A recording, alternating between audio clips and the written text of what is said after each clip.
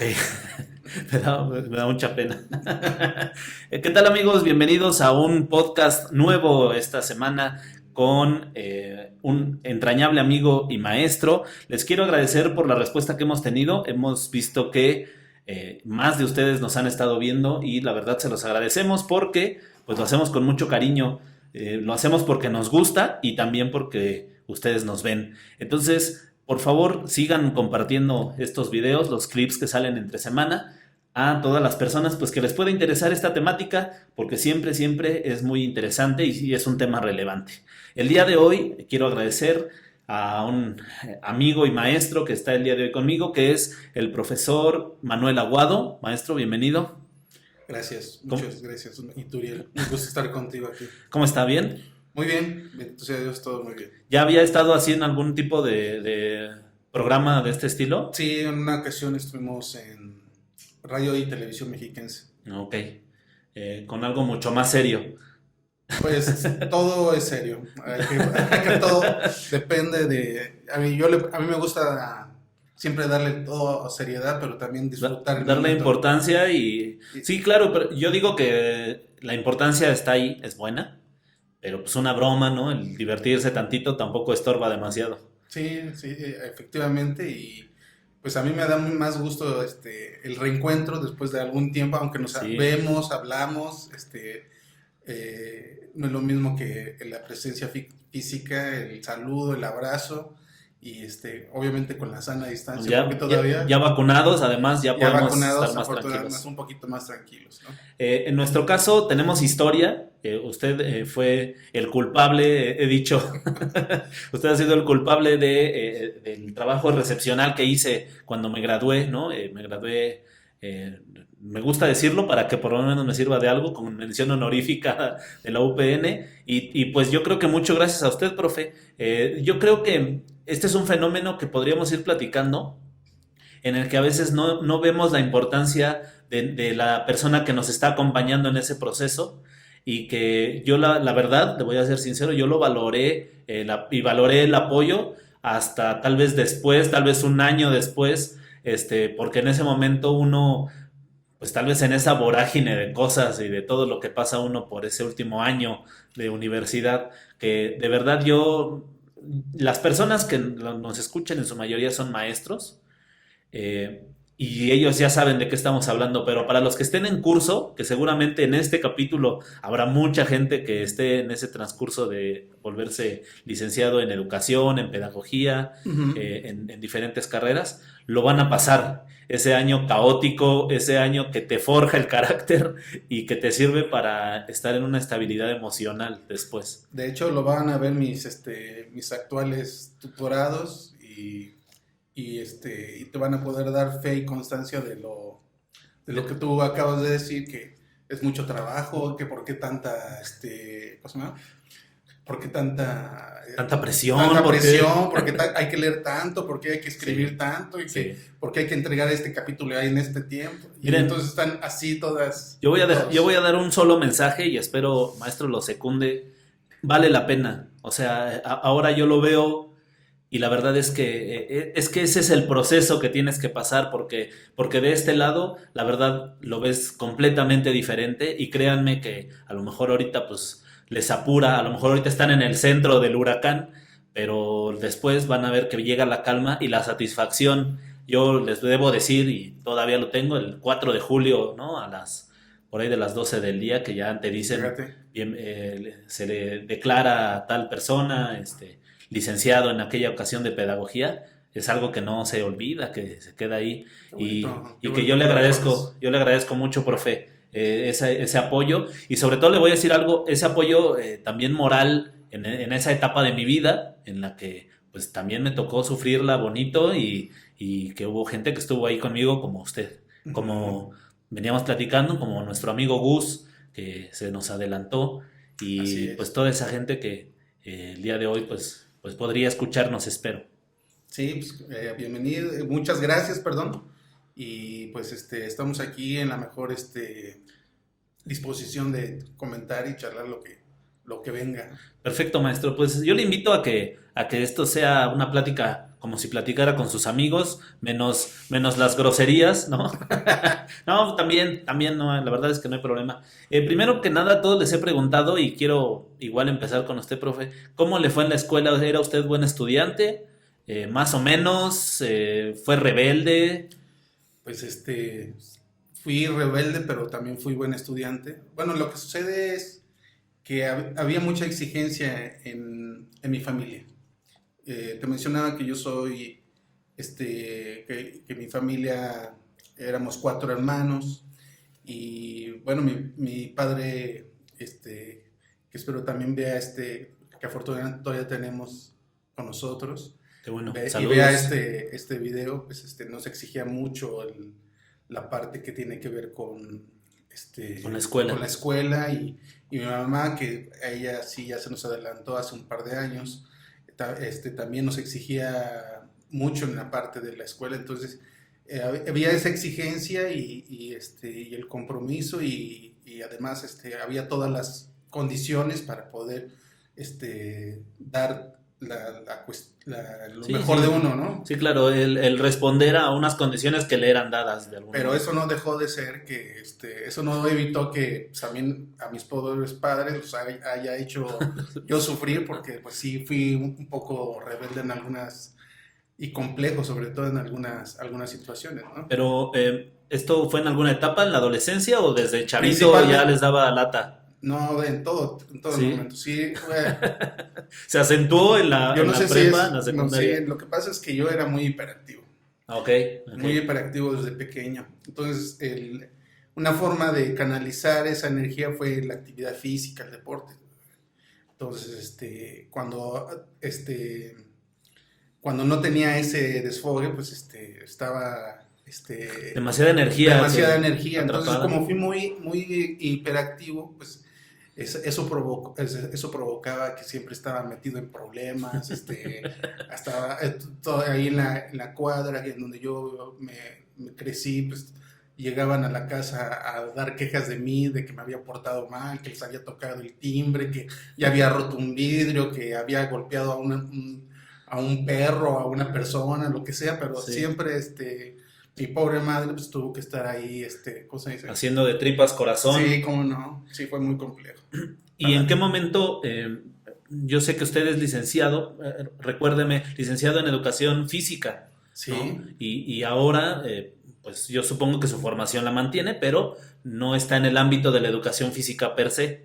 no, fue una cuestión, bueno, cuando yo egreso, pues, de la gloriosa Escuela Superior de Educación Física aquí ¿De velódromo? del velódromo, al Ajá. frente del velódromo, más bien al lado del Palacio de los Sí, Deportes, sí, ahí sí. en Río Churubusco y La, Viaducto, la ESEF. la famosa ESEP, egreso y bueno, pues me voy al Estado de México con mi plaza. Afortunadamente en ese tiempo también daban las plazas, dependiendo el número de prelación que tenías con tu promedio que egresabas. Y No había examen, nada más no había era examen, el promedio que tenías y así los ordenaban. así, Ok. los ordenaban. Entonces yo me acuerdo que en ese tiempo nos dijeron hay 120 plazas más o menos. Y afortunadamente así como rasguñando con las uñas, me tocó una Una plaza. plaza y solicité irme al Estado de México y estuvimos allá en el municipio de Cuautitlán Izcalli. Después de 10 años de estar frente a grupo, fui invitado por el área eh, pedagógica del Departamento de Educación Física. Estaba en ese tiempo a cargo de la maestra Marisela Jiménez Villasana, y quien era el jefe de departamento era el maestro Alejandro Guevara Zárate, y ellos me invitaron a ser parte del equipo y a partir de ahí me pasé de estar frente a grupo a estar en el área pedagógica, y ahí fue un crecimiento fue Profesional. profesional Ajá. y además fue exponencial porque hay, pues cuando estás en el grupo, estás en la escuela, eh, sí lees, sí escribes, todo ese tipo de cosas, pero no es lo mismo que cuando ves todo lo que sucede en todo el Valle de México y en el Estado de México, porque trabajamos en eso, ¿no? Además, pues te concentras en lo operativo y en lo inmediato, ¿no? O sea, estás concentrado en tu grupo y en dar respuesta a los problemas en el momento casi que van surgiendo y tal vez no tienes ese tiempo a la reflexión de tu práctica. Ahí aprendí a que había hora de entrada, pero no había hora de salida porque los proyectos, el compromiso institucional que teníamos era muy fuerte. Sí, claro. Y teníamos que hacer capacitaciones, actualizaciones, coordinar muchas cuestiones pedagógicas que iban sucediéndose ahí en el departamento y una dinámica muy intensa.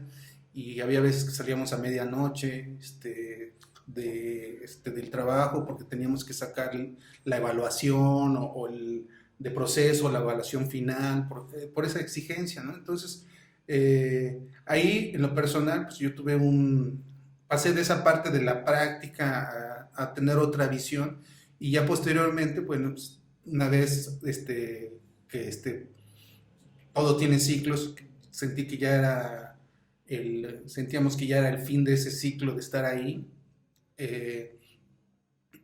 Hubo una oportunidad para pasarse al área de educación superior de CEIEM, que la del área de educación superior de CEIEM tiene a los centros de maestros y a las escuelas formadoras de docentes del subsistema federal, que son las UPNs de aquí del Estado de México, las normales superiores y la normal rural de Tenería.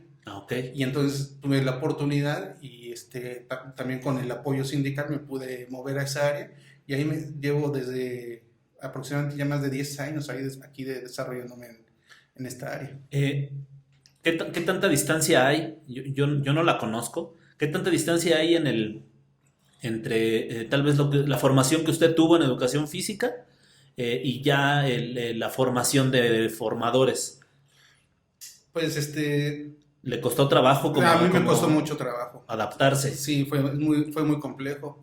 Y solamente lo que me pudo ayudar fue el desarrollo profesional. En ese momento, pues yo estudié un par de maestrías, el doctorado. Cuando yo terminé el doctorado, fue cuando se me abrió la puerta, la oportunidad de poder incorporarme a las escuelas formadoras, porque estaba antes en centros de maestros, donde también hay un desarrollo profesional muy interesante porque llegas al centro de maestros y ahí atiendes a los maestros de todos los niveles, sí, no solamente de educación física.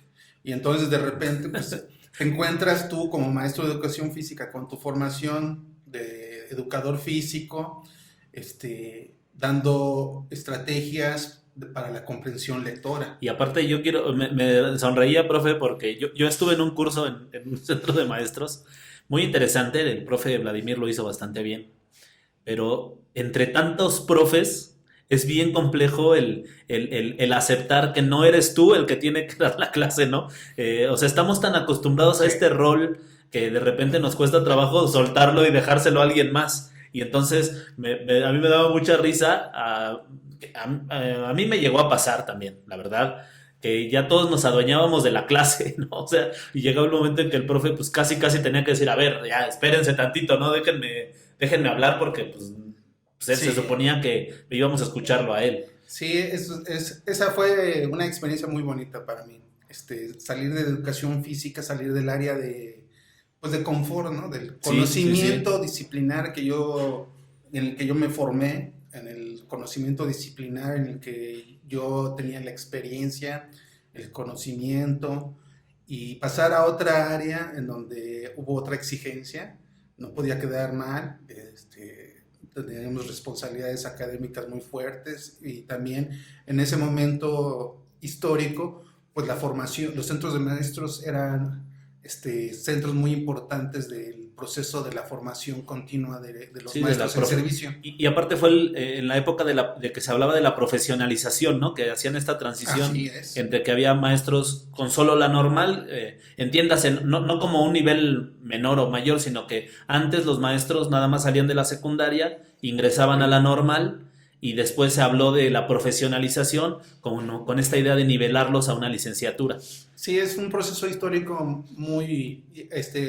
en el doctorado hice un análisis al respecto del desarrollo profesional Y es muy interesante aquí en México ese proceso histórico, ¿no? Porque este proyecto de centros de maestros fue derivado del Acuerdo Nacional para la Modernización Educativa ya en 1992, firmada por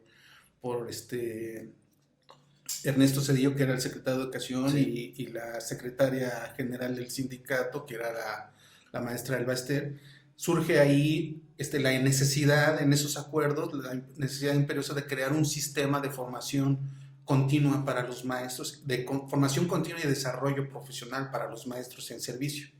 Precisamente por lo que dicen, ¿no? Por el bachillerato pedagógico. Sí. Había que, en los años 70, cuando surge la UPN surge con esa característica de nivelar a los maestros normalistas con bachillerato pedagógico, como tú dices, no porque no, No porque no tuvieran ni las capacidades ni la formación, eso pero, es pero, innegable. pero se requería el nivel de licenciatura para Claro. que asumieran su rol profesional dentro de un sistema, Sí, sí, dentro sí. del sistema educativo, la necesidad de que fueran profesionales de la educación con licenciatura, o sea, aunque suene medio pragmático el credencialismo, pero Y era ya un requerimiento inclusive a nivel internacional de los acuerdos que México tiene para de los organismos internacionales. impulsar la educación, ¿no? Justo eso le iba a decir, ¿no? También tiene que ver un poco, no sé si esté bien empleada la palabra, no es el prestigio, pero por ejemplo los doctores, ¿no? Los doctores pues tienen que tener ciertas credenciales para poder ejercer Claro. esa profesión, entonces de cierto modo sí era darle a la educación pues la importancia que requería tener, pues en cierto modo condicionando la práctica a algunos requisitos administrativos. Así es, y bueno, pues este proyecto, pues sí tuvo frutos muy, muy interesantes. Desafortunadamente, en el sexenio pasado, pues todo un sistema de formación continua que se fue construyendo aproximadamente en un lapso de más de 15 años, simplemente se truncó y se eliminó. Y ahorita los centros de maestros inclusive perdieron Sí, presencia de los documentos oficiales, perdieron presencia en los niveles educativos, solamente se recuperan aquellas, son esfuerzos desde mi punto de vista muy aplausibles por parte de los colegas que están dentro de estas áreas, que siguen con ya prácticamente es una gestión casi casi altruista. de cuates, Sí, ¿no? sí, sí. Ya tengo aquí el centro de maestros, te puedo ofrecer este curso, cuando debió haber sido parte de una política de darle continuidad a eso, Sí, ¿no? justo eso le iba a comentar cuando deberían de gozar de un prestigio enorme, ¿no? El hecho Sí, claro. de estar ahí con los compañeros y con estas vicisitudes que le comentaba, pues ya para llevarlo y mantenerlo durante 15 años, como dice usted, pues ya es un problema mayor y luego a eso aunarle las disposiciones oficiales pues del gobierno anterior y no sé si de este, bueno, pues habrá que darles un premio y un reconocimiento, Sí, por lo claro. menos moral, a los compañeros. Yo tuve Sí. el gusto de conocer a algunos en el curso que le comentaba y la verdad es que sí, cuando por ahí detectaron, profe, que soy hablador, ¿no? Y que no me callo y que estoy, Te me invitaron. decían que si me gustaría, pero lo primero que te dicen, pero no hay paga, ¿eh? O sea, nada más es así como por amor al arte, por gusto. Y bueno, en ese momento se atravesaron por decir una palabra, no quiero denostar la situación, pero se atravesaron las campañas electorales y entonces pues usted sabe que nos toca representarnos, ¿no? Y entonces ya no terminé el curso y entonces por eso ya no se dio como el enlace para Ujú, haber ido ujú. a participar, pero me hubiera encantado, la verdad era algo que me entusiasmaba mucho y porque justo este tipo de debate, este tipo de plática, pues se dan mucho en esos lugares y yo sentía que ahí era donde había que ir a buscarlas. Y es ahí, retomando ya la pregunta que me decías, cómo fue este proceso, pues ahí encontré una beta, una riqueza muy, muy importante, salir del área de confort, estar actualizándome, y me di cuenta que no tenía que depender necesariamente de una política, de una indicación de una autoridad o de una Sí, sí, de una orden. o de una promoción económica, ¿no? Claro. Porque dependía la promoción económica de los cursos que tomabas, ¿no? Me acuerdo Sí. que algunos compañeros cuando íbamos a los cursos les preguntaban, oye, ¿y qué hacen aquí? No, pues yo vengo por los puntos para poderme promover. Cada curso daba puntos en carrera. Exactamente. Yo no fui, pero acompañé a mi mamá. Sí, O sea, me refiero que en ese tiempo, yo me acuerdo y me acuerdo muchísimo, porque todos en ese tiempo se daban en una secundaria aquí en Nesa, uh-huh. en la Tepochcali, en la Calmecac, no sé. Y a mí me gustaba ir porque iban los hijos de los maestros, ¿no? Entonces, pues ahí se hacía el relajo en el patio y ya salían las mamás mi mamá de un salón, la mamá del otro de otro salón, ¿no? Y a callarnos. Pero como dice usted, a mí me tocó ver que había profes que llegaban y a los 15 minutos, pues se retiraban, ¿no? Y también en el caso contrario había maestros que estaban muy comprometidos con su claro. formación. La gran mayoría, a mí en mi experiencia, eran esos maestros que tenían ese compromiso y tomaban el curso, inclusive ya no estaban participando en carrera magisterial y Pero iban porque me decían, no importa, yo voy porque estoy en este proceso de actualizar. Claro. Ahí es en donde te comento que viene el crecimiento y el interés, ¿no? Y entonces... ¿Cómo le cambió la mirada a ver esas expresiones? Yo creo que a lo mejor en mi opinión, ¿no? Como le comentaba yo veía a los profes que se iban, pues a lo mejor podría parecer negativa, pero haber visto esa situación, pues yo creo que le estimuló demasiado, ¿no? Precisamente, por eso a mí me tocó la responsabilidad un tiempo ser coordinador general en un centro de maestros muy lejano, allá casi en la frontera con el estado de Hidalgo, ¿no? En el centro de maestros de Teoloyucan. Y teníamos poca participación, poco trabajo ahí. Y conforme fue desarrollándose la propuesta, cada vez iban más compañeros, se iban comprometiendo. Pues eso también nos comprometía, llevábamos, yo gestionaba para buscar los mejores asesores, así como te invitaron a ti. Uh-huh. Lo estábamos checando ahí, viendo, este maestro nos puede aportar. Nos puede aportar, claro. Vamos a hacerle la invitación, así como te hicieron la invitación. Oye, ¿no te gustaría dar el curso de y esto? Ah, sí, cómo no, con mucho gusto. En ese tiempo les daban la puntuación, pero en ese tiempo también había un pago, que no era mucho, pero era un pago, era inclusive yo diría que significativo.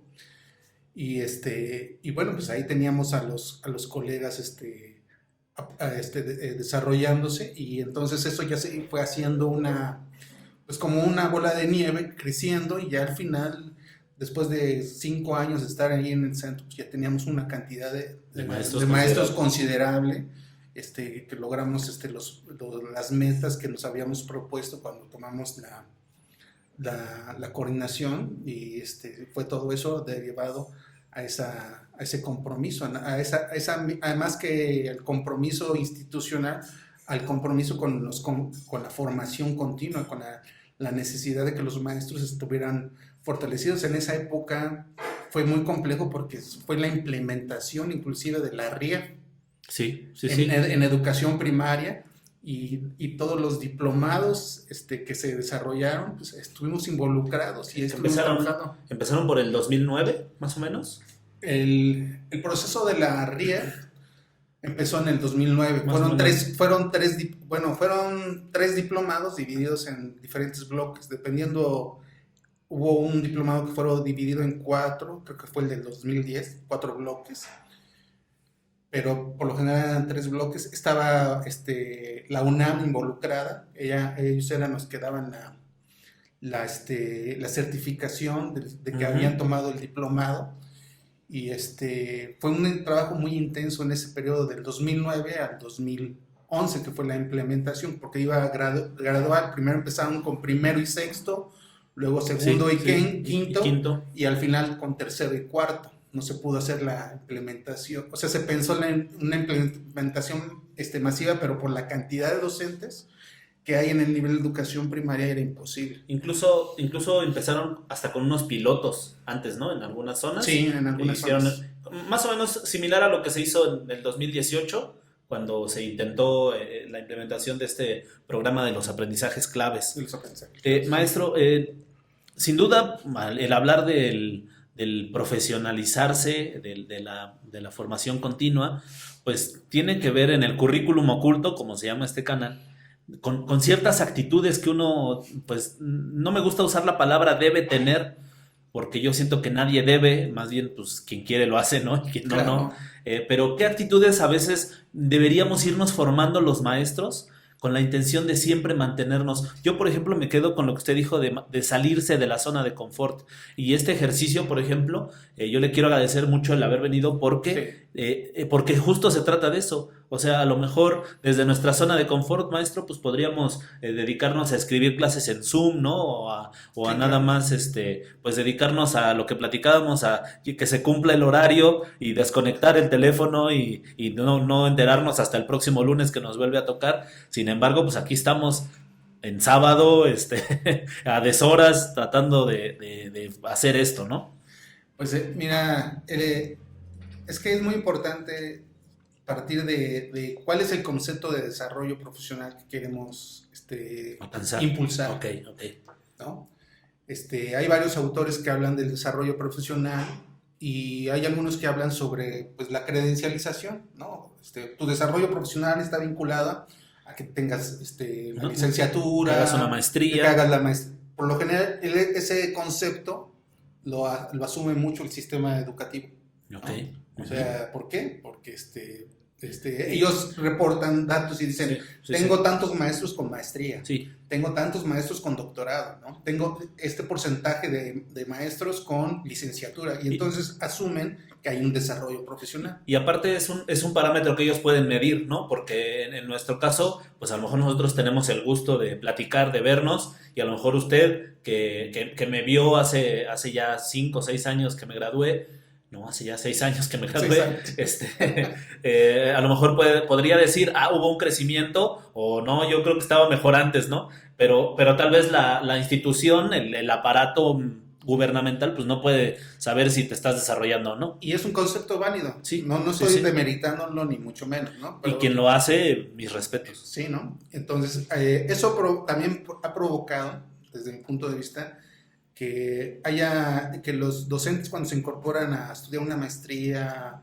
o un programa de posgrado, lo que buscan es el papel, ¿no? Y entonces buscan programas que empezaron a crecer de manera pues un poquito desordenada desde mi punto de vista, de programas de posgrado que pues, te titulan porque nada más haces presencia en la escuela como los puntos de los cursos estatales, ¿no? Claro.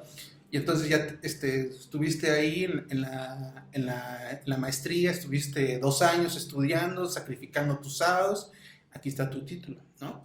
Y bueno, pues es parte de esta visión, de este paradigma y las consecuencias que se están teniendo, ¿no? Y que, perdón, vaya, ¿no? Son un negocio lucrativo. Sí. Hicimos una pequeña pausa, regresamos al currículum oculto. Para ustedes fue nada porque en la edición pues, se corta, ¿no? No se ve nada. No se ve nada de cuando vinieron a dejarnos el desayuno, profe, y la mojarra que se acaba de comer. Estábamos platicando entonces de la visión del desarrollo profesional desde la institución y de cómo pues esto también se vuelve un negocio lucrativo, decía yo, porque pues bueno, pues lástima, ¿no? Espero no se moleste. Pero pues sí, hay maestrías y hay incluso doctorados que funcionan así y que pues se imparten por instituciones que pues son privadas y que alguien pues gana dinero. Sí, efectivamente. En esta parte de desarrollo personal que hemos tenido, tengo la fortuna de pertenecer a una red de investigadores que se llama la Red la Red de Posgrados Asociación Civil. Es una red a nivel nacional que pues está vinculada con el Consejo Mexicano de Investigación Educativa. Y ahí discutimos toda esta parte que tiene que ver con con lo que son los posgrados, ¿no? El crecimiento exponencial que ha tenido.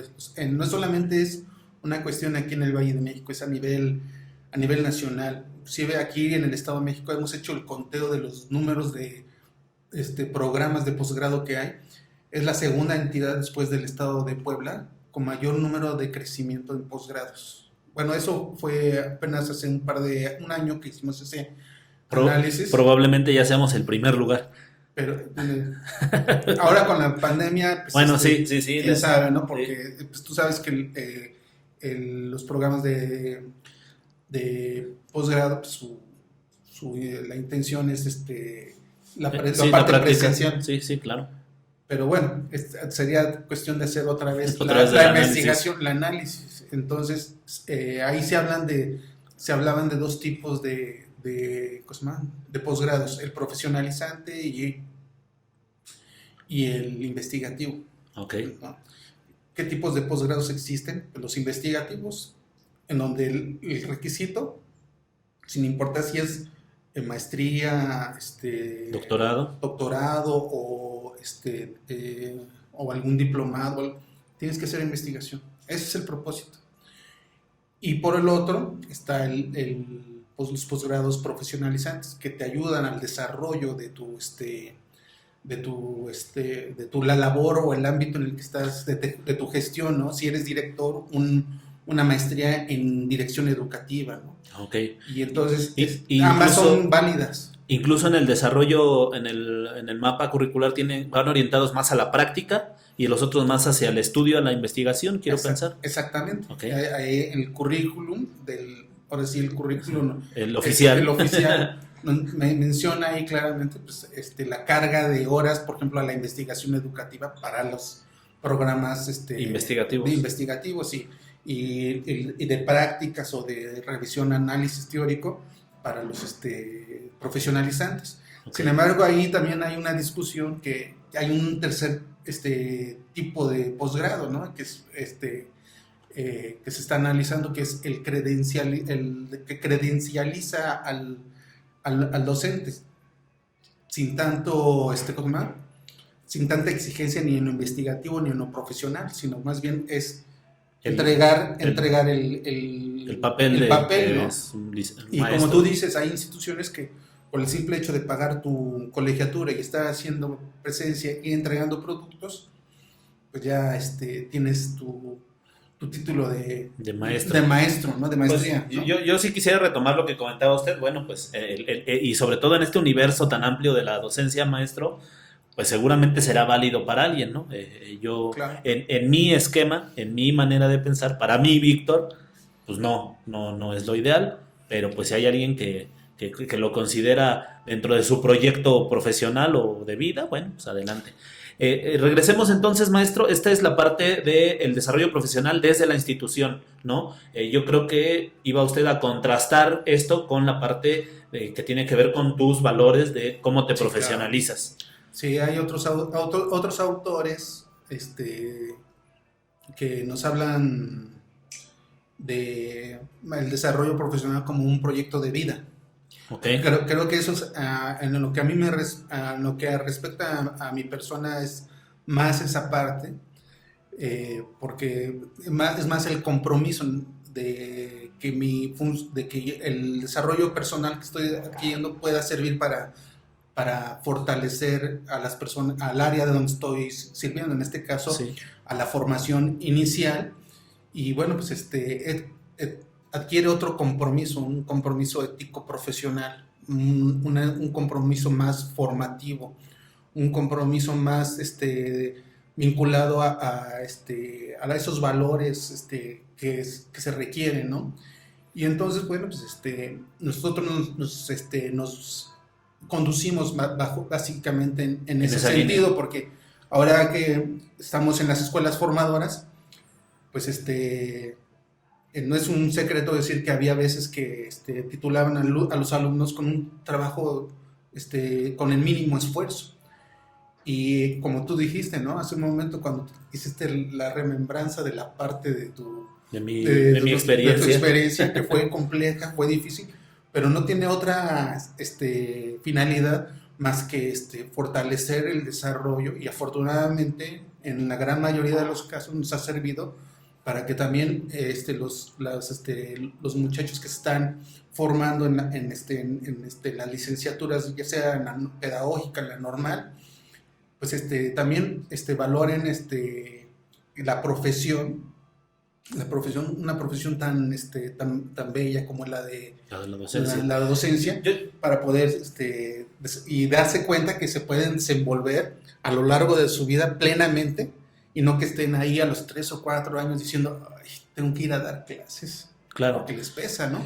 Yo creo que esa parte, profe, es justo la parte medular tal vez de esta plática en la que el desarrollo profesional tiene que ver con un compromiso ético, como usted lo decía.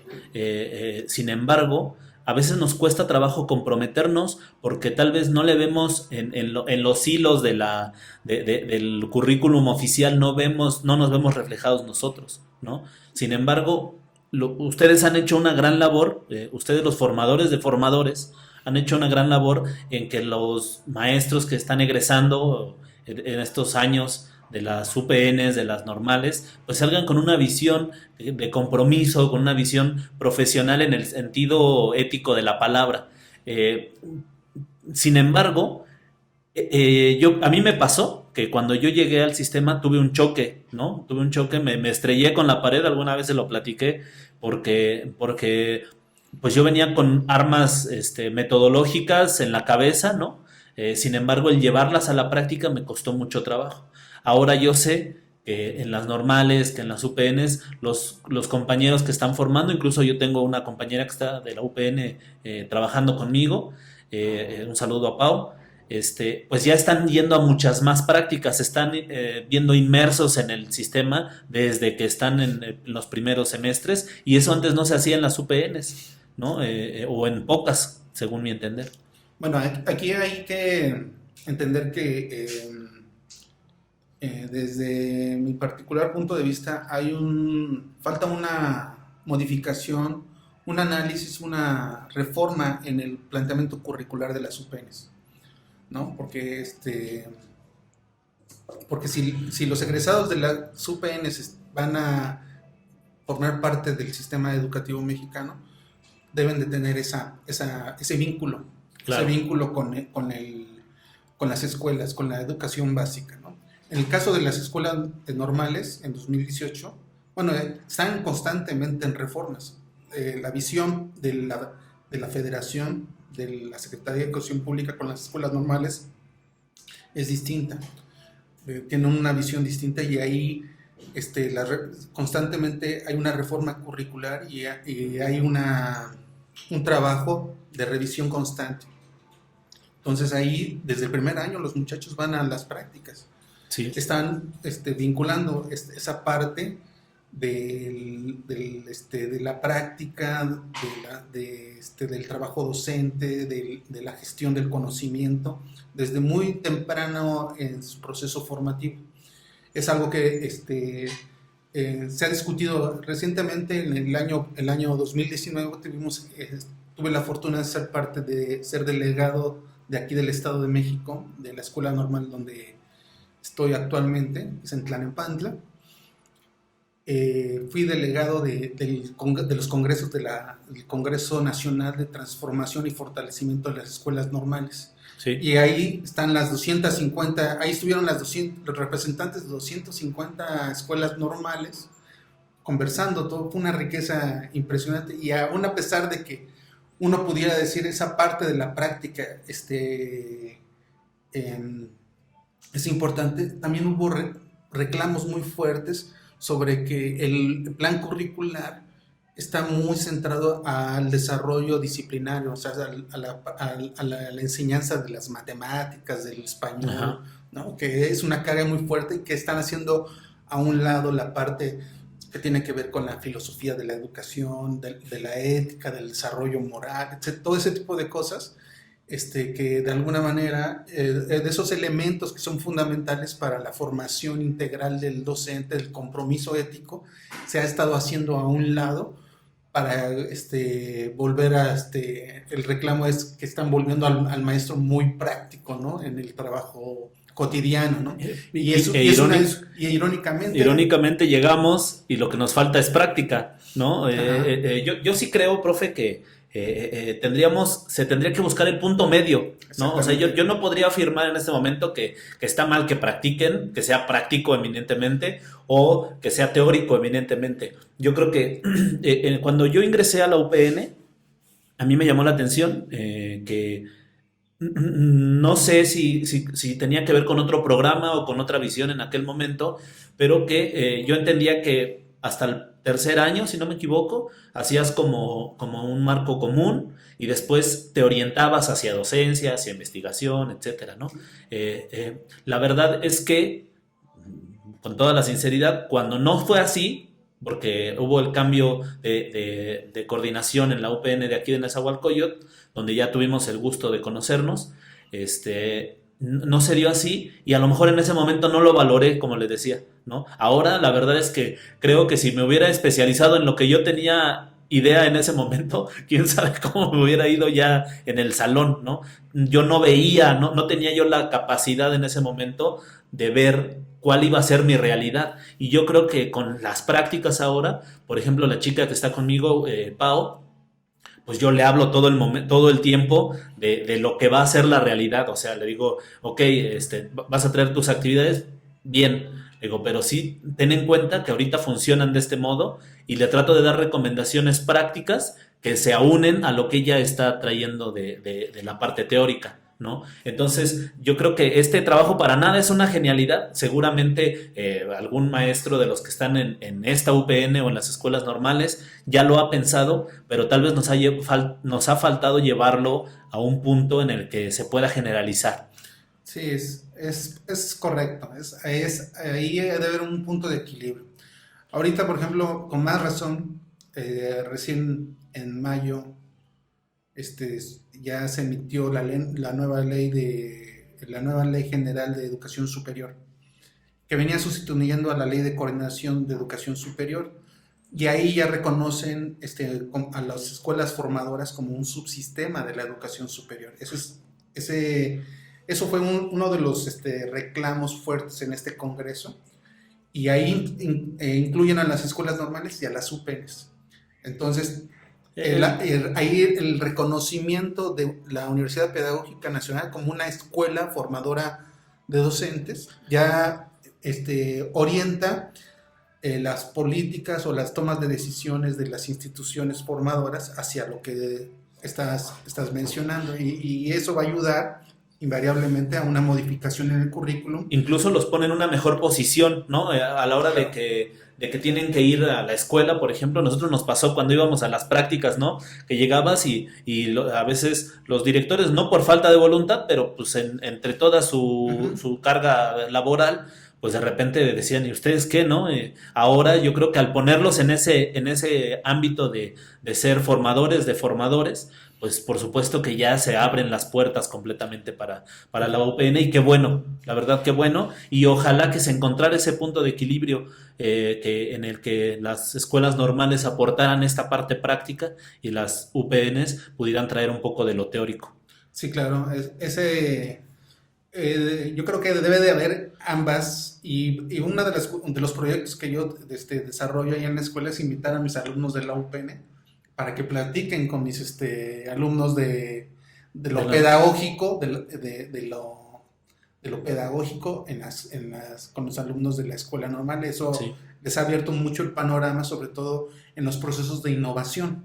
Que es ahí donde yo siento que se tiene que discutir mucho en el ámbito de las escuelas normales, ese replanteamiento, así como en la parte de las prácticas en las UPNs, la parte que tiene que ver con la parte de la innovación pedagógica en la práctica docente. Entonces sí, es un buscar un equilibrio. El parteaguas es un inicio, porque te digo que fue recién la emisión de la ley, pero sí va a reorientar y obviamente va a crear también mucha discusión y mucho análisis, porque hay voces también muy válidas que se oponen, que no están de acuerdo en esta postura, y que, bueno, pues hay que escuchar todas las voces para poder entender esa situación, ¿no? Por supuesto, y justo estos ejercicios de plática como este y como seguramente muchos hay en los que se trata de abrir estas opiniones, de exponerlas por lo menos, pues darán lugar a ese debate. Yo creo, profe, que en este momento de coyuntura, ¿no? Con esta situación de la pandemia, pues justo le da una cabida enorme a la innovación. Justo platicábamos con un amigo en común, profe, con Gustavo Cortés, le decíamos de la enorme oportunidad que tenemos de replantearnos los objetivos, de replantearnos los modos, incluso de replantearnos el modelo, ¿no? Hace ratito comentábamos, y vamos para allá, maestro, acerca de la diferencia entre el modelo híbrido, que más o menos se ha estado planteando o se ha mencionado, tal vez se ha mencionado simplemente como retórica, no lo sé, todavía no lo hemos visto operando. Sin embargo, usted tenía otro término, ¿no? que le parece a usted más adecuado y que pues me gustaría que nos platicara qué y por qué. Sí, primero un saludo a mi amigo Gustavo, Agus, es un una abrazo. persona que aprecio, también a Miguel Sí, Rojo ya estuvo aquí, también la maestra Ethel. y la maestra Ethel. Bueno, son personas que conocimos ahí en la UPN, pero Gustavo y Miguel Rojo recién estuvieron allá en la Normal, Okay. en un encuentro pedagógico que hicimos ahí vía virtual. Porque ellos sí pudieron, no estuvieron como yo, que nomás no me daban los tiempos. Y no, estamos muy agradecidos con ellos. Sí, efectivamente es un momento muy, muy importante, ¿no?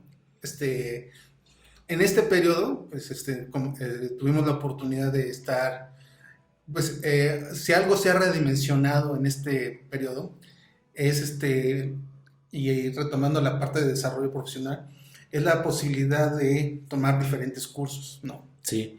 Porque antes para tomar un curso, pues, era el esquema de que, no hay que moverse a una sede. Es decir, todo el sábado, ¿no? Ya no saliste con la familia y el reclamo, pero maestro, pues es mi fin de semana y no quiero, ¿no? Etcétera. Y en este periodo, bueno, tomamos muchos cursos. Nos metió la Dirección General de Educación Superior para el Magisterio, la de GESUM, lo que era antes la de GESPE. Uh-huh. Nos metió en una dinámica que creo que fue buena en la mayoría de los aspectos.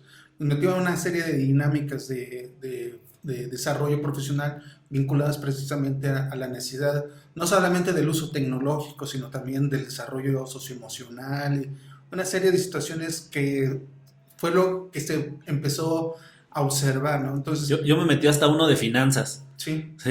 Lo que, de lo que hubiera nos metimos. Y entonces, bueno, pues la oportunidad de estar en la casa,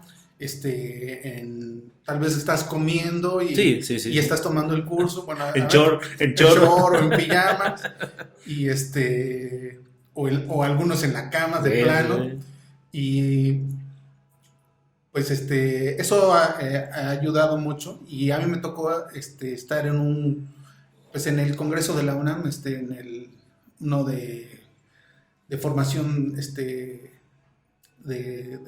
formación docente. Estuvo personalidades muy importantes como Manuel Gilantón, estuvo Ángel Díaz Barriga, y a mí me gustó un término que utilizó ahí Joaquín Brune, un pedagogo ahí, sociólogo de Argentina, hablaba de que esta pandemia, más que ser un modelo híbrido, porque ahí sí es importante analizar la teoría. Sí. Un modelo híbrido, de acuerdo a los referentes teóricos, tiene unas características muy específicas. Okay. Y Brune decían, no es un modelo híbrido, es un modelo emergente, virtual, ¿no? ¿Por qué? Porque para empezar nos agarró a todos distraídos, o sea, no pensaba, a pesar de que en Europa ya sabíamos, de que cuando estaba la pandemia en Europa, teníamos 3 meses de tiempo, ¿no? Ya sabíamos que esto iba a pasar, y estábamos viendo la situación en Europa, que supuestamente es primer mundo. Claro. Sabíamos que algo podía suceder. No previmos la situación, no se previó desde mi punto de vista lo suficiente los elementos para poder verdaderamente crear un modelo híbrido. Entonces, más bien fue un modelo emergente, o sea, de emergencia. Este programa de Aprende en Casa, pues de la noche a la mañana lo presentaron.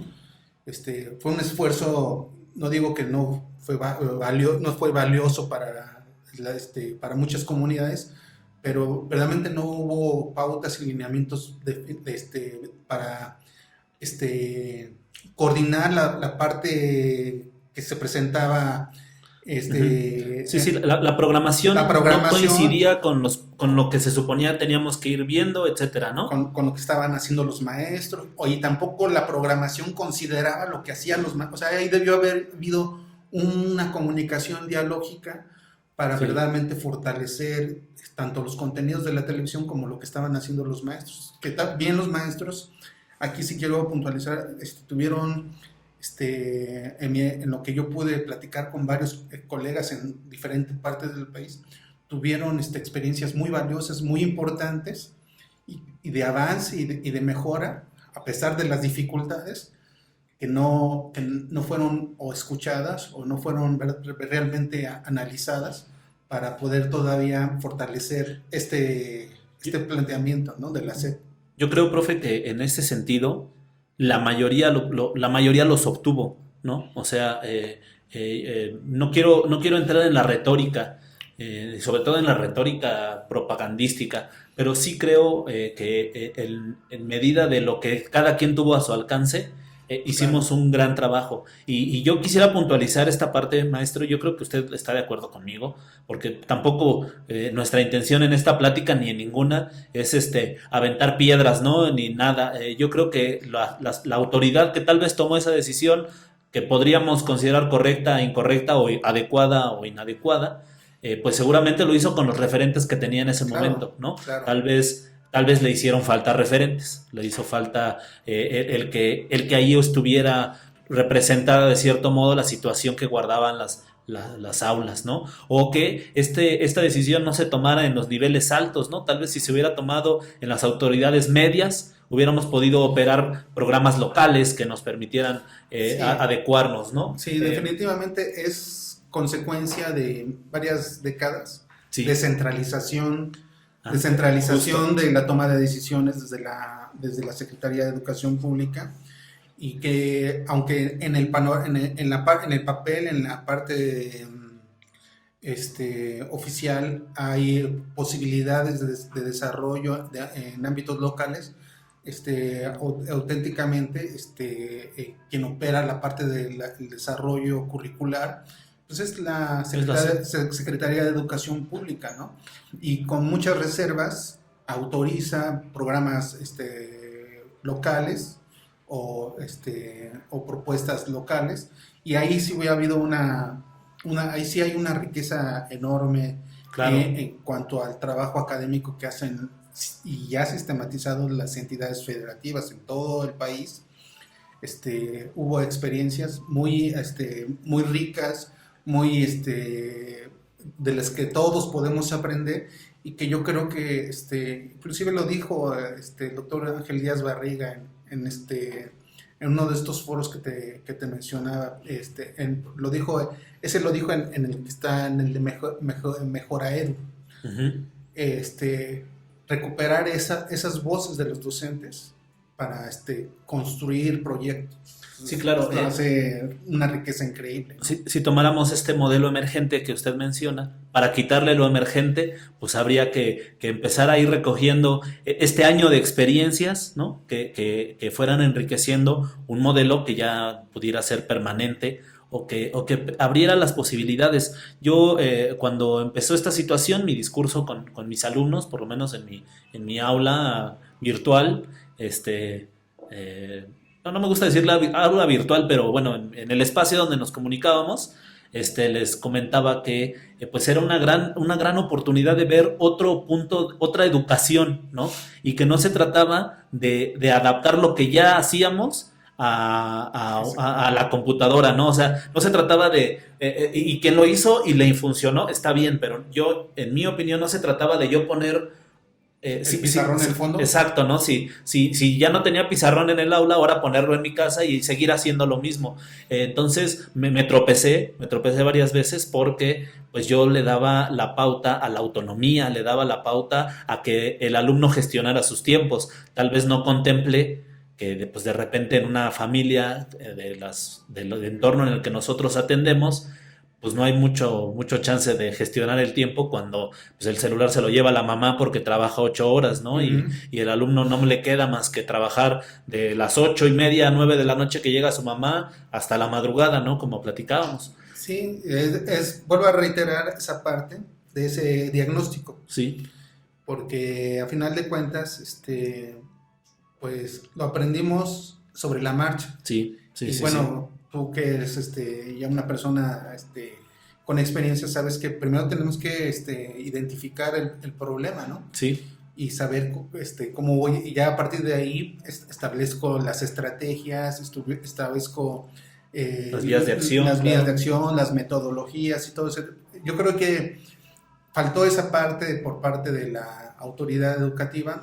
No dejo de reconocer que hubo un gran esfuerzo y hay una muy buena intención, pero también como que hay cosas que les ganan. Por ejemplo, ahorita como están ya planteando el regreso, también creo que no lo están este, pensando ¿cómo se llama? Bien. Bien, no están diagnosticando bien la situación.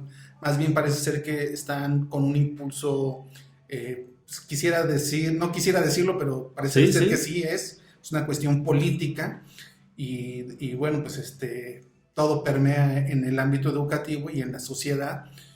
Y sí hay un reclamo muy fuerte por una parte, sobre todo en las escuelas particulares que están ahorita ahorcadas, que necesitan que los muchachos Sí. regresen a las escuelas, y es un reclamo válido, y ahí es en donde, pues, pero por otro lado todavía está la situación de que no se ha vacunado a toda la población, no estamos verdaderamente en un semáforo verde, y eso fue una de las cuestiones primordiales que se dijeron desde el principio, ¿no?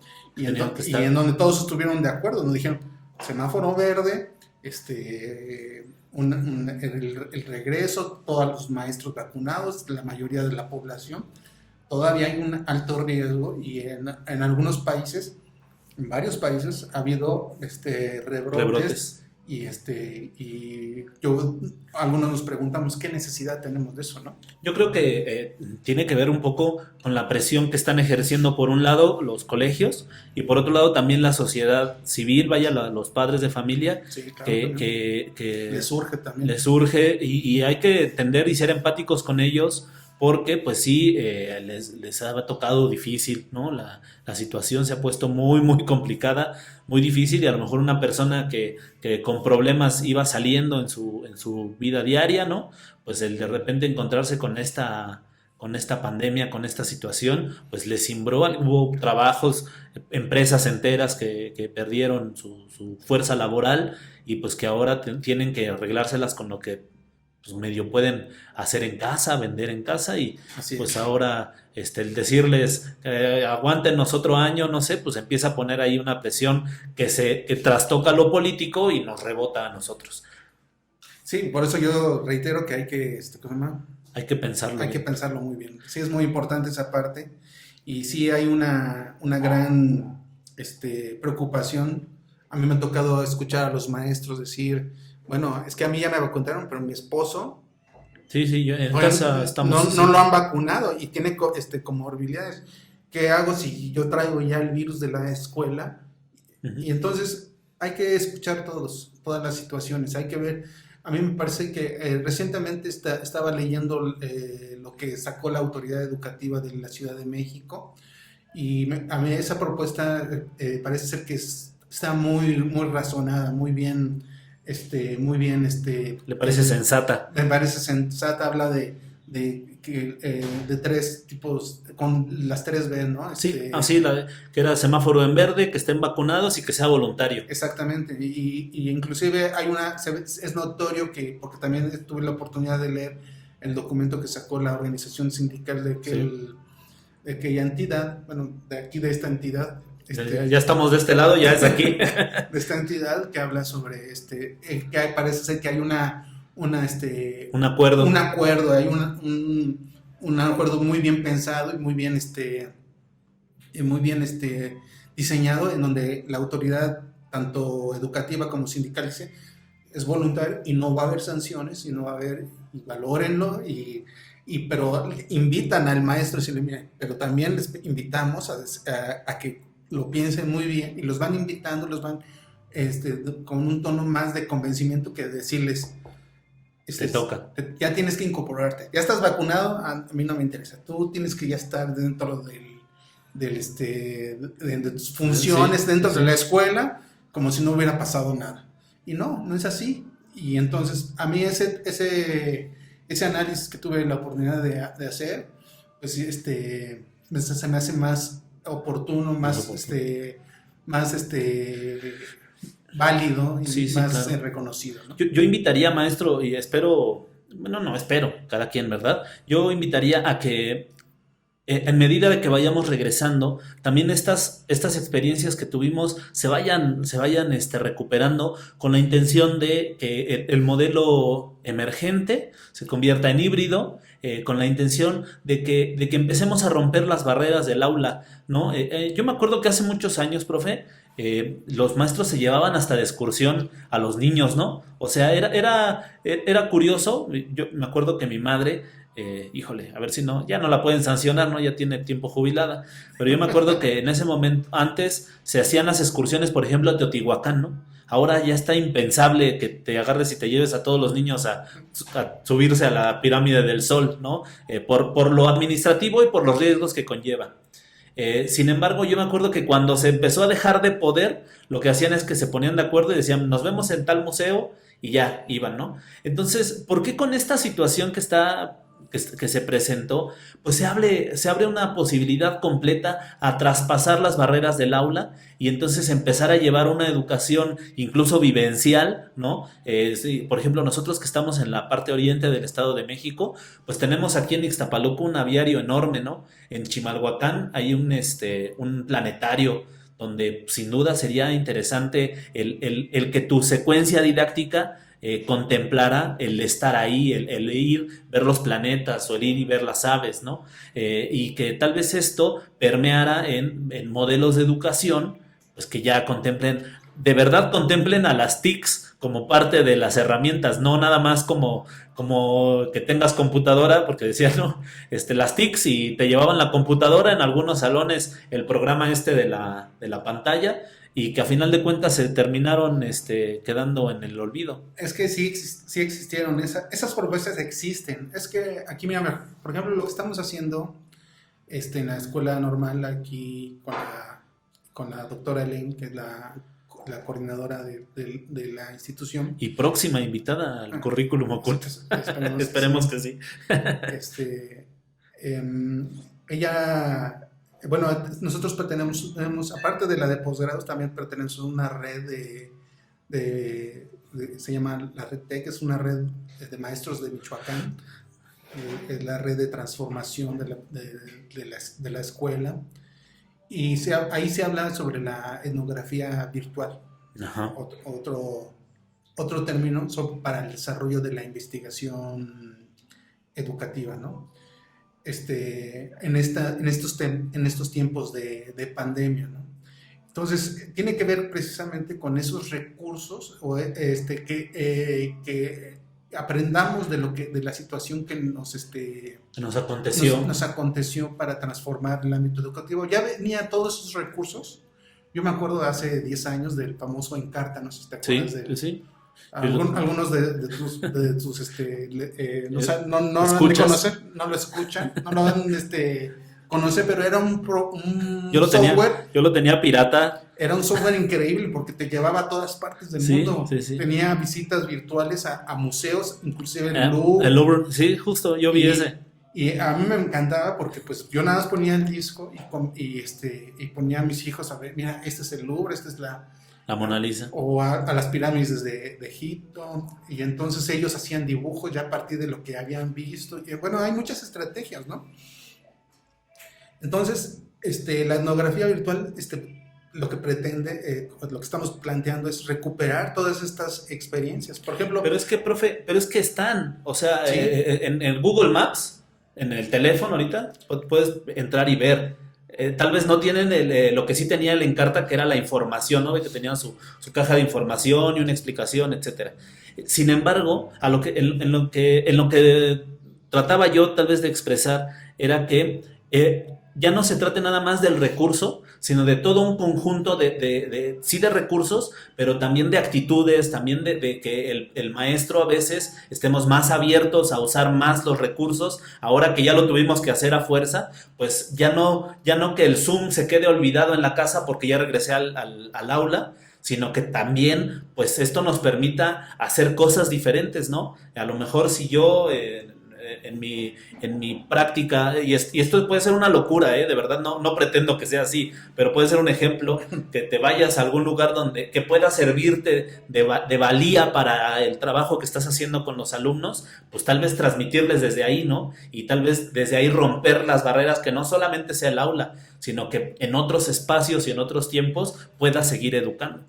Sí, o sea, a lo que a la referencia que tú haces, es que no podemos regresar a la escuela, y llámese cualquier nivel educativo, a volver a enseñar como estábamos enseñando anteriormente. Claro. O sea, ya conocimos la riqueza del trabajo virtual, de los objetos virtuales de aprendizaje, de la enseñanza virtual, Uh-huh. de toda la gama de posibilidades que tenemos para el desarrollo de nuestros niños, que no es necesario, como tú dices, ya llevarlos de manera presencial a las pirámides de Teotihuacán, Uh-huh. pero sí tal vez de manera virtual pueden estar ahí y conocer inclusive porque hay cápsulas, hay constantemente descubrimientos arqueológicos en todo el país, acercarlos a las páginas por ejemplo, hay una página de arqueología viva, se llama, y donde están ahí constantemente subiendo, es del Instituto Nacional de Antropología e Historia, que constantemente están subiendo los hallazgos, lo que encontraron, lo del el lingote de oro en el estudio que le hicieron al lingote de oro que encontraron en la zona, en el centro histórico allá en 1975. Ahí descubrieron que ahí está el tesoro de Moctezuma, ¿no? Que nada más es cuestión de buscarle un poquito más y a lo mejor la encuentran, porque encontraron, ahí está lo que se menciona en las crónicas de Bernal. Ajá. Y de otros escritores, ¿no? Y entonces hay que entender y eso llama la atención de los niños y las actividades, el juego de las ruletas, Claro. el uso de varios recursos. Yo me acuerdo que yo asesoré a otro compañero tuyo, creo que era de tu generación, pero salió un año después, José Chávez. Él trabajó con... Sí. Saludos a José. Trabajó con Pipo, me acuerdo, en su proyecto, y algunos compañeros, algunos chicos de práctica, les dije, chequen este recurso, y entonces me empiezan a decir, no, es sensacional, ¿dónde estaba? ¿Dónde existía? Yo me acuerdo que venían en discos, los venían en paquetes en discos, sí. Lo instalabas en tu computadora y los dabas, y ahora ya está de manera gratuita en una página, no me acuerdo cuál. ¿Es el programa que era originalmente para los pizarrones interactivos? No, ese era Encarta. Ok. Era Encarta, y también Encarta, para mí, no es cierto, no es Encarta, es Enciclomedia. Enciclomedia. Creo que hay una página en donde puedes recuperar los recursos de Enciclomedia. Eso fue en el sexenio de Vicente Fox. Sí. Híjole, ya estamos bien. Nos platicaron que así era. Y era sensacional. O sea, sí, era un recurso muy valioso. Muy padre. Aparte de la política educativa, todo lo que quieran, toda la grilla que se desarrolló. Técnicamente el programa de Enciclomedia era sensacional, ¿no?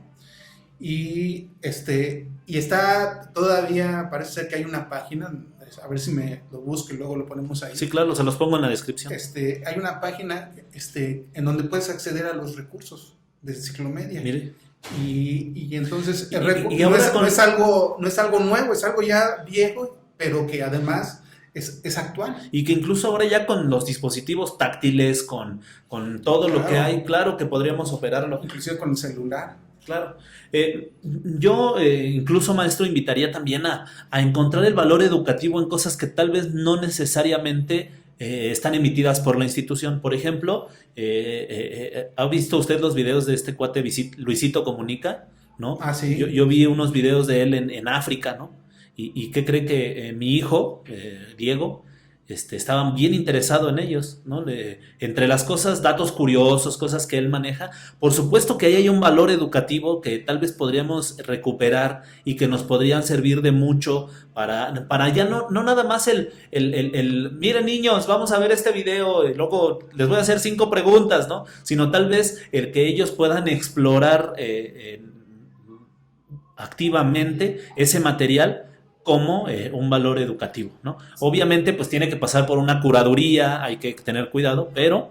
Retomando eso, por ejemplo, acabo de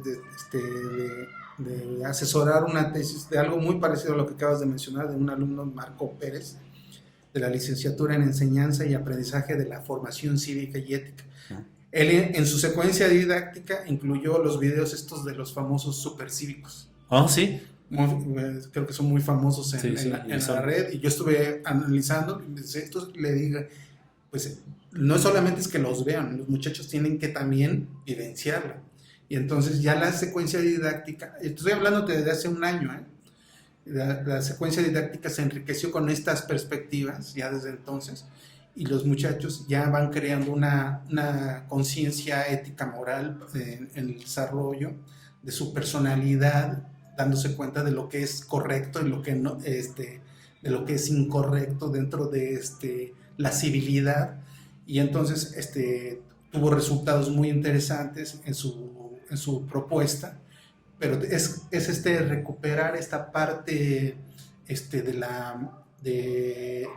las diferentes, de lo que se está produciendo hoy en día, que además es lo que ellos están, los chicos los están consumiendo, claro. Consumiendo, viviendo.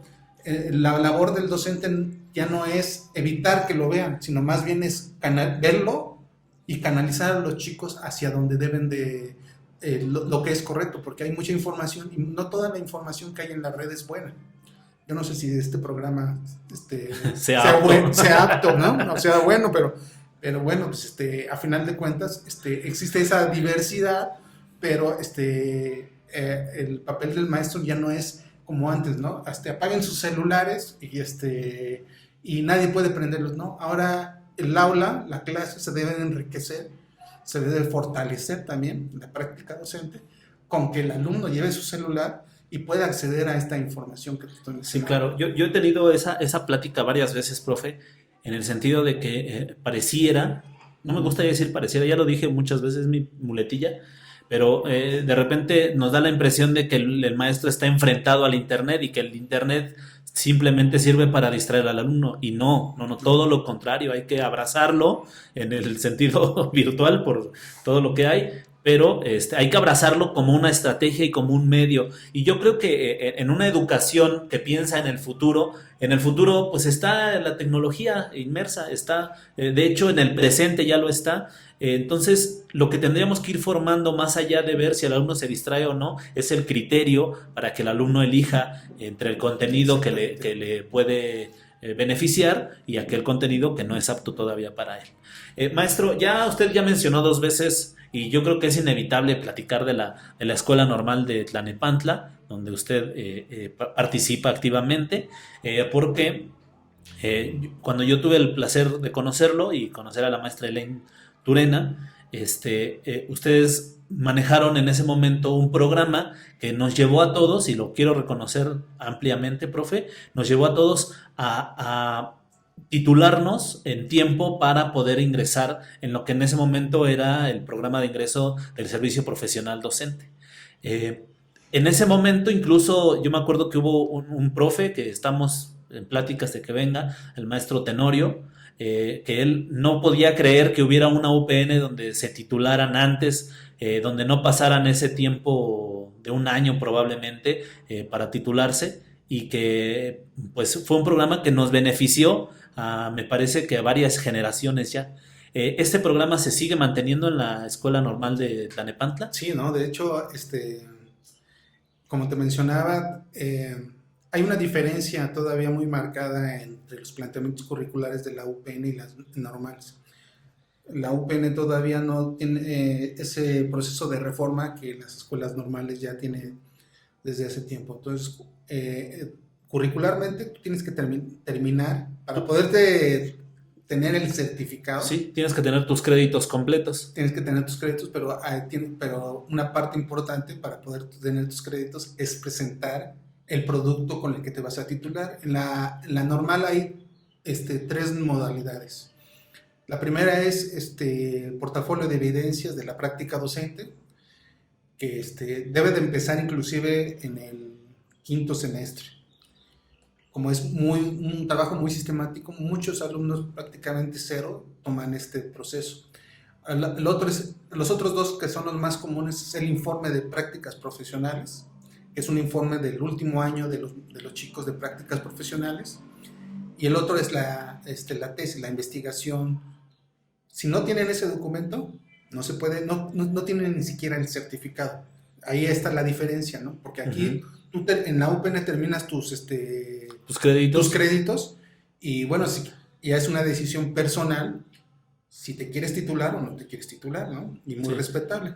Acá no entras al proceso, tienes que solicitar una prórroga para titularte en 6 meses. Si en esos 6 meses no te titulas, pierdes los 4 años. Tus créditos y todo. Todo.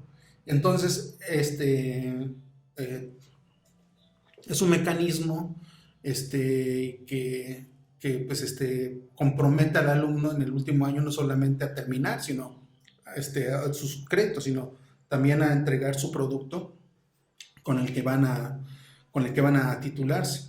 Entonces, a tu pregunta, pues ya es la parte curricular, la parte normativa, las reglas de operación ya tienen planteado esa situación. Entonces, todos los chicos salen con su título. Bueno, no con su título en la mano porque es un proceso de trámite, pero sí con su acta de examen profesional, que es la constancia con la que que abre la puerta para la posibilidad del examen. Sí, es la constancia que dice el título del alumno y su cédula profesional está en trámite debido a que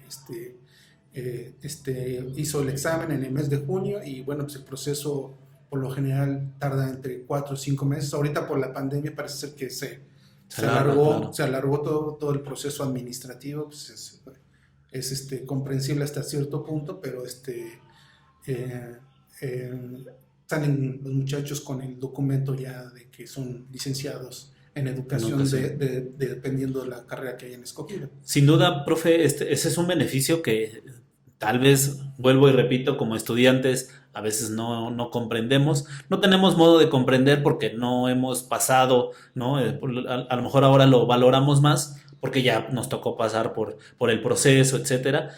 Sin embargo, pues yo podría decirle a sus alumnos que ojalá nos estén escuchando que lo valoren, porque de verdad que es un beneficio que casi ninguna otra profesión en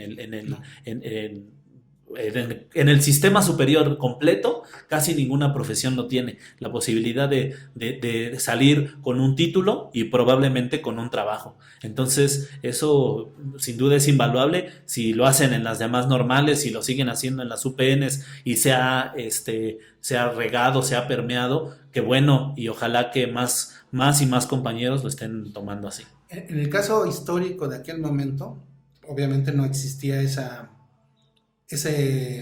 plan normativo, pero sí había una exigencia por parte de nuestras autoridades, que los muchachos salgan con título para que puedan tener sí, para que puedan entrar al proceso de admisión. Y obviamente para la parte institucional, el número de egresados que se incorporan al ámbito profesional, pues es un plus de las escuelas, ¿no? Pero en este caso nosotros lo que cuando nos tocó esta situación fue como un cambio de paradigma, porque inclusive había colegas de la UPN que nos decían, pero es que no es posible que se titulen en un proceso de reflexión, pedagógica, si la práctica docente, cuando menos ellos deberían haber experimentado un año, etcétera, etcétera.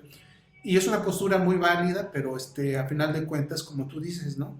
Esa parte de que egresas y con tu título y tienes posibilidad de incorporarte al mercado laboral, llámese sistema educativo mexicano o lo que tú quieras. Sí, la iniciativa privada, claro. Sí, porque he tenido alumnos que trabajan en el DIF o trabajan en instancias particulares, pero ya tienen el título y eso les ha permitido su desarrollo personal y profesional y económico con ese documento. No es lo mismo salir nada más, soy pasante, aquí está mi certificado, que aquí está mi título y mi cédula. Te dicen regresa en un año cuando tengas mi cédula profesional, y sobre todo en este ámbito, y que cada vez en México va a ser más competitivo, y entre más, ahora sí viéndolo desde la parte pragmática, esa parte de la credencialización también es importante tener los títulos, tener las cédulas profesionales, porque pues eso es un requisito en muchas instituciones, en muchas instancias para poderte desarrollar, ¿no? Y muy respetable las posturas también de los colegas que piensen este proceso tan importante, pero desde nuestro punto de, yo en lo personal, lo que pienso que es muy importante también ver a las personas que tenemos en el aula, no solamente nuestras representaciones, sí, sino las necesidades que tenemos, el compromiso que tenemos con ustedes de que de su vida, de su proyecto de sí, vida, claro. de su proyecto de vida, no tanto que queramos que ustedes sean maestros, ¿no? En este caso, en ese tiempo, no es tanto que quisiéramos que ustedes fueran maestros del sistema, sino más bien que tengan un documento que les permita desarrollarse profesionalmente. Y sí me acuerdo mucho de lo que decía el maestro Tenorio, porque fue el maestro Gustavo precisamente quien lo invitó a un encuentro pedagógico que organizamos ahí, y él decía, es que se me hace increíble que salgan titulados, porque esta visión permea sobre todo de manera general en las UPNs. Muchos docentes que dicen que es imposible presentar una investigación de la práctica profesional cuando estuviste 3 o 4 o 5 meses en el grupo. Al menos dicen ellos, y muy respetable su postura, al menos deben de estar un año. Si hablamos del ámbito pedagógico, pues a lo mejor tiene más peso lo que es esta postura, ¿no? Uh-huh. Pero igual también tuvimos en la experiencia ya, no solamente con ustedes, sino en las siguientes generaciones, tuvimos experiencias muy enriquecedoras de la transformación, porque adoptamos un modelo pedagógico dentro de la sede, en donde los chicos podían intervenir y reflexionar sobre transformar verdaderamente la práctica docente dentro del aula y transformar la realidad de los chicos. Tenemos casos muy, muy ricos de varios de tus compañeros, incluyéndote a ti, porque yo me acuerdo perfectamente bien que lograste cosas sensacionales con los alumnos, pero tuvo que ver con el modelo pedagógico que adoptamos en colegiado con los demás colegas de la UPN, y que pudimos proyectar y que lograron cambios significativos. Muy significativos, escuelas que se transformaron y que inclusive llegaban los muchachos con sus proyectos, y los directores, al ver que esto iba a funcionar, decían, a ver, préstamelo, ¿no? Para que poderlo difundir en toda la escuela, no solamente en el grupo de tu práctica, y entonces ahí tienes a los practicantes enseñándoles a los maestros con mucha experiencia algunos proyectos, y ahí también entra la parte en donde se recrea el proceso formativo, y en donde todos aprendemos de todos, ¿no? Y sin duda, imagínese la experiencia invaluable para quien está formándose el enfrentarse a eso, ¿no? El enfrentarse a que te reconozcan el proyecto que llevas, porque habitualmente son proyectos muy buenos, muy nobles incluso, que tratan de impactar en la comunidad, tratan de impactar en el grupo y en el grupo docente, ¿no? Entonces, cuando se conjuntan las situaciones, como cuando me tocó a mí, que estuve en la escuela Adolfo López Mateos, por allá con no recuerdo el nombre de la maestra, de la directora, pero donde la veo y donde ella me ve, siempre nos saludamos muy bonito, nada más que se me olvida el nombre, está en Facebook, está como Missy, ¿no? Entonces, la maestra también, que tuvo una gran apertura hacia el trabajo que nosotros llevábamos, que nos abrieron las puertas completamente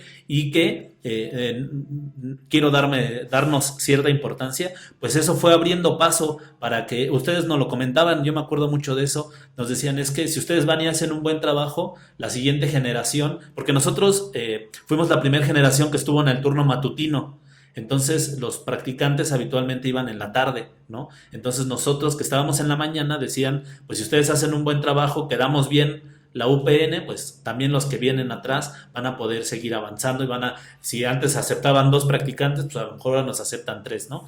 Y la verdad es que ahora que curiosamente usted fue a mi grupo, ¿no? A ver a una practicante también, saludos a Bere. Ahora que tengo a otra practicante, a mí me gusta que vayan porque justo trato de entender el proceso en el que se encuentran y darles los espacios y las herramientas para que experimenten, para que aprendan, para que se terminen de formar y justo tender un puente entre la UPN o la formación y el trabajo ya Sí, profesional. hubo muchos proyectos. A mí me da pena no reconocer alguno, Claro, claro, el no nombrarlos a todos, no sí. puedo nombrar a todos, pero hubo casos excepcionales como el de un chico, Roberto Julián Cuevas, Ujú, que habló sobre matemáticas, pero llevó a los niños a construir sus grúas y sus manos de Iron Man, o sea, ujú, utilizando la innovación, el ingenio, las gemelas Chávez Primavera, ujú. Montserrat y Mel, que hablaban sobre el huerto y el jardines Sí, sí, sí. hidropónicos, Benen, que estuvo con lo de matemáticas, que me acuerdo que pintó un tablero Sí, de ajedrez en el o sea, y todo, y la comunidad se incorpora y los padres de familia sí, claro. reconocen el trabajo y la comunidad educativa conoce. Hay muchos casos, así que afortunadamente derivado precisamente de esta visión que se tuvo en su momento con ustedes, que empezamos con ustedes, y si alguno pues, falló, pues es que teníamos que, de Claro, alguna manera, claro. de ahí estábamos también Aprendiendo. aprendiendo nosotros. Yo lo dije muy claro, algunas veces lo decía en tono de broma, con ustedes estamos aprendiendo, o sea, si los echamos a perder es porque estamos aprendiendo, ¿no? Sí. Y Y sí. afortunadamente fue todo lo contrario, ¿no? No, Porque aunque haya gente muy capaz dentro de las instituciones formadoras de docentes, si no están incluidos en el proyecto o en la visión integral de la institución, no sirven de nada, yo o creo que, sirven de muy poco, perdón. claro, claro, yo creo que, fíjese que en un congreso yo llevé un programa, ve que se hacen como ponencias y uno lleva como propuestas, ¿no? Y en una de mis propuestas, de tantas que llevo, ninguna pega, pero yo sigo ahí, este, era justo tender un puente entre las formadoras de formadores y las escuelas, y que el docente de grupo, por ejemplo, en nuestro nivel que somos de primaria, también adoptara cierta responsabilidad en la formación de esos compañeros, en el sentido de que eso nos iba a enriquecer a nosotros porque sin duda los que van a la vanguardia en el estudio de las nuevas teorías pedagógicas, pues son los compañeros que se están formando. Ya cuando llegas a este nivel, pues tal vez te profesionalizas, tal vez tienes una voluntad de seguirte actualizando, pero ya no vas al mismo nivel ni al mismo rendimiento, porque ahora pues tienes la carga laboral, ahora ya estás también ocupado en otras cosas, ¿no? Entonces, eso nos enriquecía a nosotros y nosotros podíamos propiciar que ese alumno se formara también en la práctica, ¿no? Entonces, justo era derivado de esa situación en la que pues yo tuve la oportunidad, yo se la estaba dando a alguien más y seguramente ese compañero que ahora me da mucho gusto cuando los veo en los congresos, cuando me los llego a encontrar, pues como que ahí somos hermanitos todos, ¿no? Y vamos de la mano. Y ahorita estábamos, por ejemplo, ahorita de lo que acabas de decir, pues todavía con más orgullo, porque también está la maestría en educación básica ahí tuvimos Sí, a varios alumnos, entre ellos Miguel Rojo, sí. y pues a mí me tocó ser su tutor, y el trabajo de tesis que él presentó, recién acaba de recibir Un un premio. premio a nivel estatal Sí, sí, sí. por el trabajo que estaba haciendo en el campo de comunicación y lenguaje, pero sobre todo, no tanto el hecho de que los alumnos hablen, sino que hablan, que platican. Y eso tal vez en las palabras ahorita que te lo estoy diciendo pareciera ser fácil de comprender, pero en su momento cuando lo discutíamos con Miguel, me decían, ¿cómo? Pero yo lo que quiero es que los chicos nada más hablen. No, espérame tantito. ¿Y qué van a hablar? ¿Y cuál es la finalidad de que hablen los niños? No, los tienes que volver y tienes que hacer que estos niños que van a hablar, hablen con uso del conocimiento, que se desenvuelvan y además que adquieran una postura crítica, Claro. ¿no? Y entonces repensó su proyecto y eso a mí me dio mucho gusto cuando me lo encontré recientemente. Me dice, es que recibí este reconocimiento Del proyecto STEAM, ¿no? sí, y aquí yo quiero reconocer que gran parte, con una parte, porque es lo que nosotros hacemos y es lo que hacemos, es nuestra labor de nosotros como docentes. Debemos reconocer que solamente somos una pequeña parte de la formación, pero esa pequeña parte puede ser la palanca que impulsa hacia otros niveles, ¿no? Claro, hemos dicho... Y eso fue lo que de alguna manera, pues el reconocimiento que tengo, por ejemplo, cuando tú dices, es que me eché a perder, bueno, te eché a perder, pero para bien. Sí, sí, la verdad es que sí. Yo creo, maestro, al respecto de eso, que en la educación, he dicho esta frase, no sé si sea mía, ojalá sea mía y nadie más la haya dicho antes, que en la educación todo influye, pero nada es determinante, ¿no? En la educación, pues un maestro puede influirnos, un maestro también puede influirnos para mal, ¿no? Sin embargo, lo que determina, pues es la decisión y la postura en la que uno se encuentra. Claro. Yo me acuerdo cuando hicimos mi trabajo recepcional, profe, en el que yo tenía una onda muy filosófica, ¿no? En el que yo hablaba del ser y estas ondas, tal vez sin comprenderlas del todo, pero que traían una onda ahí que yo creo que no encontraban réplica hasta que se sentó una vez, yo me acuerdo ahí, en lo que pues se podría llamar su oficina, ¿no? El cubículo donde nos sentábamos a la conversación y justo usted tal vez me dio cauce, ¿no? a estas ideas medio revueltas que yo tenía y que de eso fueron el hilo conductor que ya me llevaron a terminarla. Profe, vamos a terminar. Ya estamos en el tiempo. La verdad es que ha sido una conversación súper interesante. Y otra vez, como siempre me ha estado pasando, se me quedan un montón de cosas que quiero platicar, pero seguramente tenemos una segunda parte. Claro, cuando gustes. Yo quisiera, maestro, para terminar, que diéramos respuesta en pocos, no pocas palabras, las que usted quiera, a esta pregunta de cómo podemos seguirnos profesionalizando desde el punto de vista ético para que los alumnos que están por entrar no abandonen este camino de la profesionalización y para que los compañeros que nos escuchan y que ya están trabajando y tal vez no lo hayan mantenido, pues lo puedan ir abordando. ¿Qué actitudes tenemos que fortalecer y dónde podemos encontrar recursos para profesionalizarnos? Bueno, esa parte de la profesionalización, como tiene que ver con algo muy, desde mi punto de vista, no es tanto operativo y no me gusta a mí andar promoviendo instituciones, más bien es algo personal, Sí, sí, sí. es algo más de actitudes. Puedes estar en la mejor institución, con los mejores maestros, pero no eres receptivo. ¿no? Entonces, Sí, sí, justo a eso me refiero, no tanto al que esté en la maestría, sino tú personalmente, como quieres ser mejor maestro, sobreentendiendo esa idea, ¿qué puedes hacer, ¿no? sí, entonces hay esa, esa visión, nos, de aquí yo recupero este, a Emmanuel Kant, que hay que hacer un regreso a sí mismo. Yo creo que hay momentos históricos o hay momentos definitivos en la historia de cada una de las personas en donde que hay una transformación y esa transformación tiene que ver con una mirada hacia tu interior. Esto es lo que de verdad me planteaba yo un momento en mi vida. ¿Es lo que quiero hacer lo que es el resto de mi vida? ¿O busco otras opciones, no?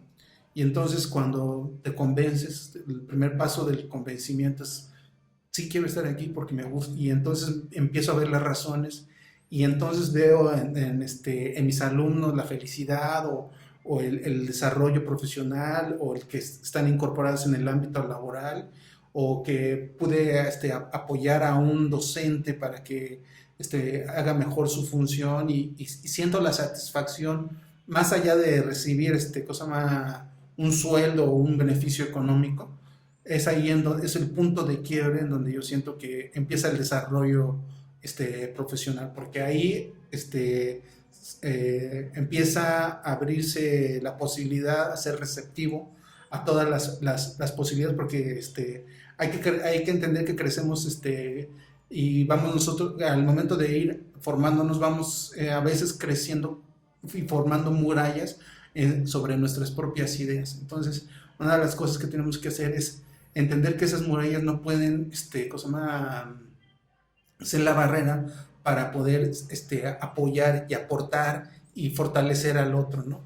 Y que esas barreras están en nosotros. Sí, o sea, te vuelvo a reiterar, son casos muy pocos, pero hay personas que tienen mucha capacidad, pero si no se incorporan al proyecto integral de un colegiado, de un análisis, de un diagnóstico que se ha hecho a conciencia y en donde se puede aportar mucho, si no vas con esa humildad, que eso es otro término muy importante, la humildad de ir a aportar una parte de lo que tú sabes, ya sea mucho o poco, a un proyecto que puede permitir el crecimiento. Eso tiene que ver con esa mirada hacia adentro, ¿no? Hacia sí mismo, ¿no? Y entonces, muy tranquilamente pudimos haber llegado, en este caso particular que haces referencia de la doctora Elaine o tu servidor, pudimos haber llegado a administrar la institución, pero más que llegar a administrar la institución, llegamos a hacer gestión o llegamos a transformar la institución, ¿no?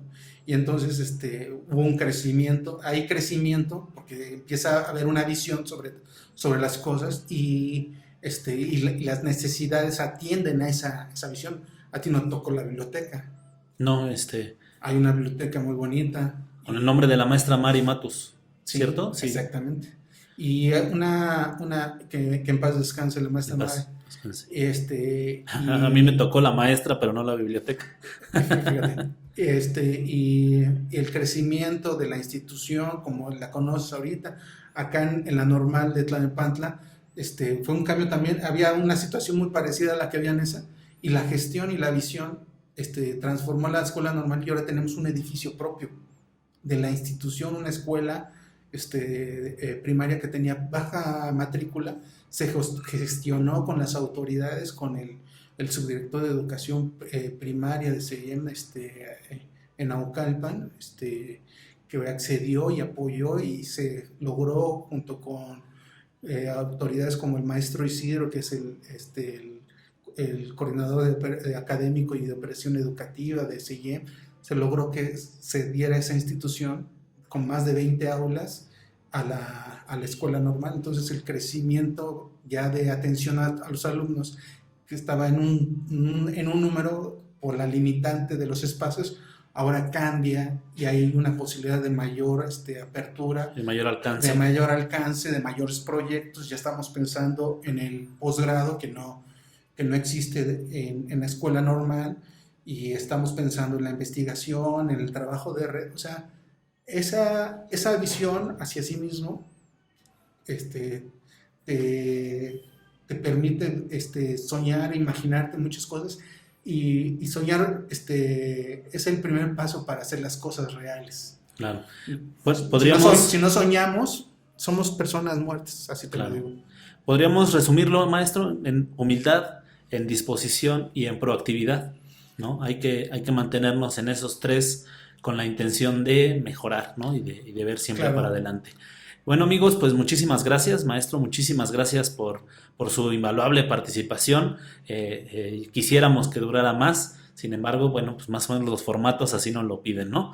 Muchísimas gracias a todos los que nos escuchan, gracias a usted, maestro, y nos gracias a vemos ti. la semana que viene. Hasta luego. Gracias.